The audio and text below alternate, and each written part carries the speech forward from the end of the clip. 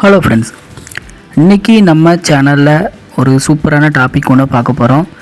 So ஃபோட்டோஷாப்பில் நம்ம passport size photo 8 copy 4 காப்பின்னு சொல்லி நம்ம எடுத்துருப்போம்ல. ஸோ அதை இப்போ உங்கள்கிட்ட கம்ப்யூட்டர் இருக்குன்னா, ஃபோட்டோஷாப் ஆப் இருக்குன்னா அதை யூஸ் பண்ணி எப்படி நம்ம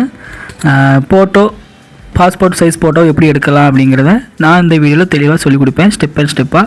ஸோ ஸ்கிப் பண்ணாமல் பாருங்கள். ஸோ நாம் குயிக் செலெக்ஷன் அந்த டூவில் லெஃப்ட் சைடில் இருக்கும். ஸோ 3ஆவதாக இருக்கும். ஸோ அதை எடுத்து செலக்ட் பண்ணி நீங்கள் உங்களுக்கு தேவையான அளவு செலக்ட் பண்ணிக்கோங்க. ஸோ நீங்கள் ஸ்ட்ரெயிட்டாக இருக்கிற மாதிரி ஒரு ஃபோட்டோ எடுத்துக்கோங்க. நான் ஜஸ்ட் ஒரு சாம்பிளுக்கு தான் நெட்லேருந்து டவுன்லோட் பண்ணி இந்த ஃபோட்டோ நான் யூஸ் பண்ணுறேன்.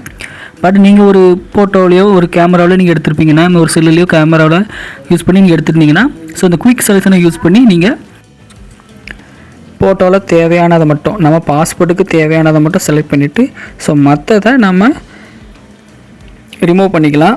ஸோ இப்போ அதை தான் நான் பண்ணுறேன். சரிங்களா? இப்போ தேவையான ப்ளேஸை மட்டும் நான் செலக்ட் பண்ணிவிட்டு மற்றதை நான் ரிமூவ் பண்ண போகிறேன். இப்போ பேக்ரவுண்ட் எல்லாமே ஓகேவா? ஸோ அதுக்கு குயிக் செலெக்ஷனை வச்சு நம்ம தேவையான அளவை செலக்ட் பண்ணிக்கோங்க.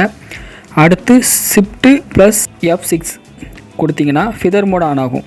ஸோ அதில் 0.5ன்னு சொல்லி வச்சு ஓகே கொடுத்துக்கோங்க. ஸோ இந்த ஹார்னரில் கொஞ்சம் அக்யூரேட்டாக வரும். அடுத்து என்னென்னா Ctrl+J கொடுங்க. Ctrl+J கொடுத்தினா நம்ம செலக்ட் பண்ணோம்ல, அதை மட்டும் தனியாக வந்திருக்கும். சரிங்களா? தனியாக ஒரு காப்பியாக எடுக்கும். Ctrl+Jங்கிறது நம்ம லேயரை காப்பி பண்ணுறது. Ctrl+J கொடுத்து லேயரை காப்பி பண்ணிட்டு அடுத்து இந்த சைடில் பார்த்தீங்கன்னா ரைட் சைடில் ஸோ நம்ம இந்த பேக்ரவுண்டை ரிமூவ் பண்ணிக்கோங்க. ரிமூவ் பண்ணிவிட்டு C கொடுத்துக்கோங்க. ஸோ C கொடுத்தீங்கன்னா ஸோ இந்த மாதிரி வரும். கிராப் ஆப்ஷன் ஓப்பன் ஆகும். சரிங்களா? மேலே பார்த்தீங்கன்னா அதில் ஓகே டிக் பண்ணி கொடுக்குற மாதிரி இருக்கும். ஆனால் மேலே பார்த்தீங்கன்னா நம்ம அதில் டிக் கொடுக்குற மாதிரி இருக்கும். ஆனால் அதில் நம்ம வித்து ஹைட்டுங்கிறத செலக்ட் பண்ணிக்கோங்க. சரிங்களா? ஸோ அதில் 1.5ங்கிறது இன்ஜின் கொடுத்துக்கோங்க. ஹைட்டுங்கிறது 2 இன்ஜின்களுக்கு கொடுத்துக்கோங்க. 2 இன்ஜின் சொல்லி கொடுத்துக்கோங்க. சரிங்களா? ஸோ இதுதான் ஒரு பாஸ்போர்ட் சைஸ் ஃபோட்டோவோட நார்மல் ஃபோட்டோ சைஸு. அடுத்து இங்கே ரைட் சைடில் சாலிட் கலர்னு இருக்கலாம், அந்த ஆப்ஷனை கொடுத்துக்கோங்க. ஒரு 3ஆவது ஆப்ஷனில் இருக்கும். அதில் சாலிட் கலருங்கிறத கொடுத்துக்கோங்க. ஸோ நம்ம பேக்ரவுண்டு கலர் சூஸ் பண்ணுறதுக்கு. சரிங்களா? ஸோ ஒயிட்னா ஒயிட் வைக்கலாம், பிளாக்னா பிளாக் வைக்கலாம். ஸோ நான் நார்மலாக ஒயிட் வைக்கிறேன். ஓகேவா? இப்போ பாருங்கள் தனி லேயராக க்ரியேட் ஆகிருக்கும். ஸோ அந்த லேயரை மவுஸை வச்சு நம்ம கீழே ஸ்க்ரோல் பண்ணி கீழே விடுங்க. சரிங்களா? ஸோ நம்ம ஃபோட்டோவுக்கு லேயருக்கு கீழே டவுனில் கொண்டு விட்டிங்கன்னா ஸோ இந்த மாதிரி ஆப்ஷன் வரும். சரிங்களா? இப்போது நம்ம இந்த 2 லேயருமே ஒன்று சேர்க்கணும். ஸோ அப்போ அதை செலக்ட் பண்ணிவிட்டு மவுஸை வச்சு செலக்ட் பண்ணிவிட்டு Ctrl+ பண்ணி ஸோ ஃபோட்டோ காப்பியும் செலக்ட் பண்ணுற மாதிரி பார்த்துக்கோங்க.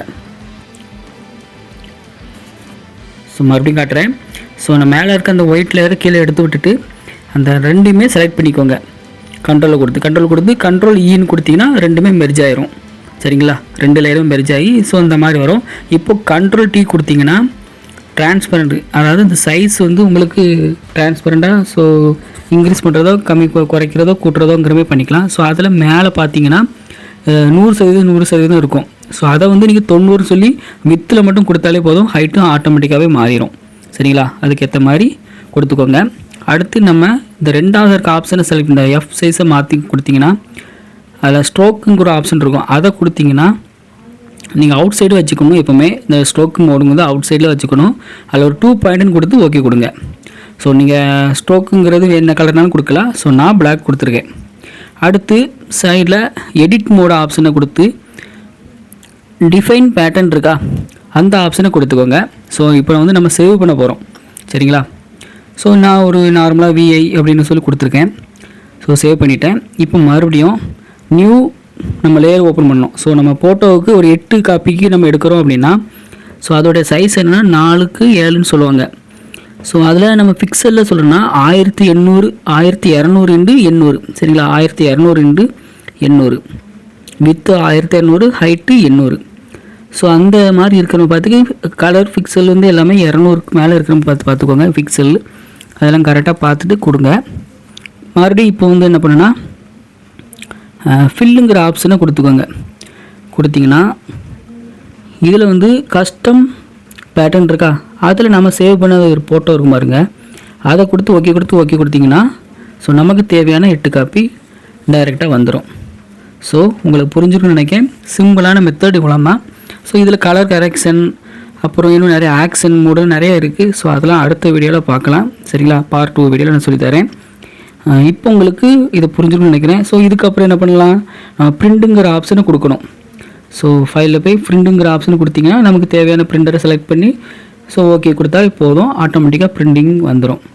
ஓகேவா, உங்களுக்கு இது வரைக்கும் புரிஞ்சுக்கணும்னு நினைக்கிறேன். ஸோ நம்ம சேனல் வந்து இதுதான் புதுசாக நாங்கள் ஆரம்பிச்சிருக்குது. ஸோ ஆன்லைன் ஒர்க்கு பற்றின வீடியோஸ் மட்டும் இல்லாமல் ஃப்யூச்சரில் போக போக நம்மளுடைய மொபைல், கம்ப்யூட்டர், ஸோ லேப்டாப் அதை பற்றின வீடியோஸும், அதை பற்றின ரிவ்யூ, ஸோ அதை சர்வீஸ் பற்றின வீடியோஸ், இந்த மாதிரி எஜுகேஷன் பர்பஸ்லாமே இந்த வீடியோஸ் இருக்கும். ஸோ நம்ம சேனலுக்கு சப்போர்ட் பண்ணுங்கள். ஓகே.